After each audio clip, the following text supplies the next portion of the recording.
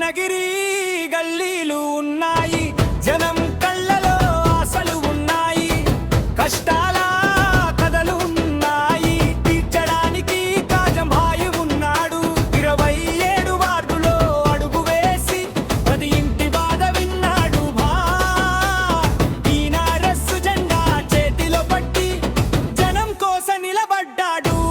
భాయ్ వస్తాడు వస్తాడు కాజం భాయ్ వస్తాడు వస్తాడు కాజం భాయ్ వస్తాడు వస్తాడు 27 వార్డుకు వస్తాడు వస్తాడు భువనగిరి బిడ్డ వస్తాడు.